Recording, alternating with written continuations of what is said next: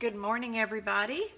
Wanted to show you how I'm going to fix Cacciatore sauce. It's a tomato vegetable sauce. It's usually served on top of chicken, but I thought I would go and buy some portobello mushrooms to serve the sauce on top of. This is a great recipe to use up all your leftover veggies at the end of a jar swap. We had a jar swap about a week ago, and it's time to use up the rest of the veggies, so I thought a nice sauce would be good. So the first thing I'm going to use is, it calls for 1 small onion, and put a little bit of water in there. We don't need any oil, remember. The next thing I need is a green bell pepper. Don't have a green bell pepper, but I do have the red bell pepper. It calls for both green and red. So I'm just going to put the red bell pepper in there, and I think I'll skip the jalapenos. I was going to use those instead of a little bit of green pepper. And it calls for celery. I've got my celery diced. It calls for about a cup of that. This is a little bit more than a cup, so I'm not going to put all of it. There's your celery.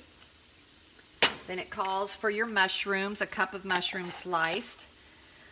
It sure is nice to have these jars ready in the refrigerator because it makes meal prep so easy. I think that's about a cup of mushrooms. All right, then it asks for, now it did not ask for fresh fennel, but I have fresh fennel from the garden. It smells so good. Most good marinara sauce or Italian food has fresh fennel in it. Got some dirt still in here from the garden. I'm going to get rid of that. So I'm going to add some fresh fennel. It calls for fennel seed, but I'm going to skip the fennel seed and just put in fresh fennel. Okay. Then it asks for a tablespoon of garlic. So I minced up some fresh garlic here. We're going to add that. I like to have everything ready before I start because then it just makes meal prep really easy. Did not call for carrots, but I have the rest of my carrots to use up. So carrots are going in the Cacciatore sauce, even though they weren't in this particular recipe. Okay, so it says heat the pot up on medium and add your vegetables and saute for about 5 minutes. So we'll get this going and saute that. You know, a way to extend your vegetables, I always smell them before I use them, after I've had them in there.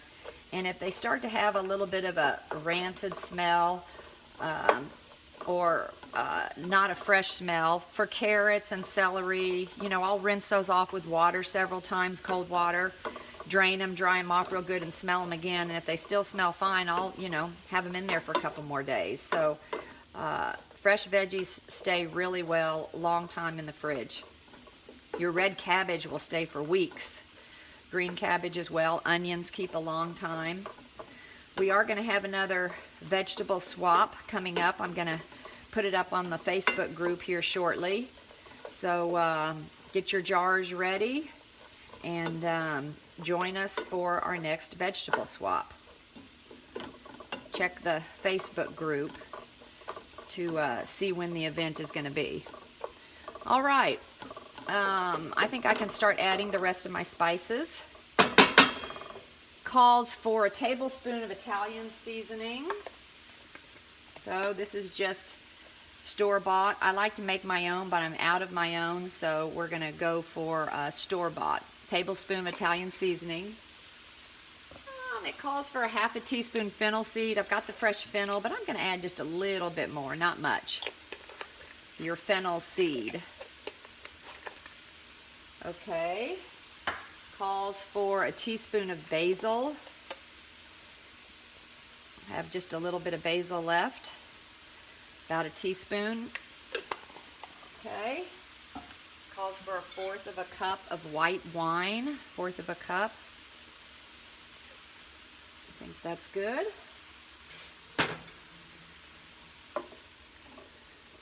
And also it called for 2 cups of diced tomatoes, or a can of diced tomatoes. It says to drain it, so I'm gonna Drain it ever so slightly. Remember, when you're buying your canned products, make sure that you buy the brands that are non-BPA lining. Let's see if you can see that non-BPA lining. This is Muir Glen diced tomatoes, and you also want to check their sodium content. Actually, this has a little bit more sodium in it than I would like. I won't need to add much salt to this at all to eat, but try and buy the no salt canned products. Beans and tomatoes, try and buy the ones with the no salt, no sodium.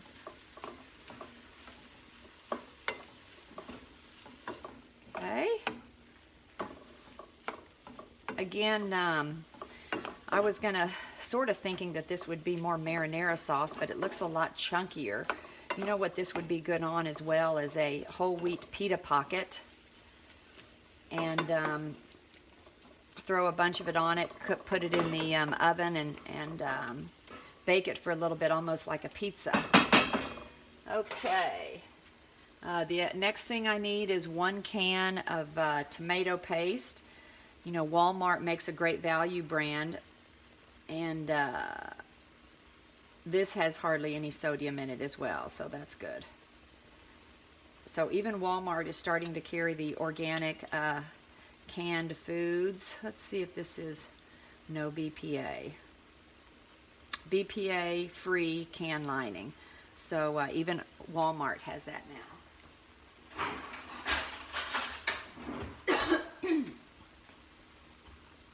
Okay, so we're going to go with the tomato paste. Again, a 6-ounce can of tomato paste.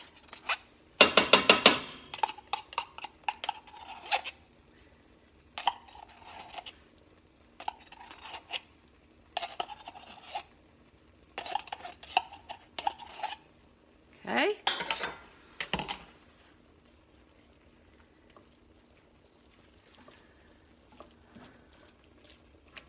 Add tomato paste, and it calls for 1.5 quarts of broth, but I'm just going to use water because we have all these veggies that we don't need to add veggie broth to it because it's already creating its own broth. So 1.5 quarts, which is 6 cups of water. Boy, I'm not even sure I can fit 6 cups of water in this pan. We're going to see here real quick. You know what? I'm going to use that tomato juice as part of my broth. Okay, here's 1 quart. You know what? I still need another 1/2 quart of water. I'm not sure that we're going to do that. Okay, now I need to gently mix this. You can see it's a little bit liquidy, and I add to almost everything I cook. I add flax meal to get in those good omega-3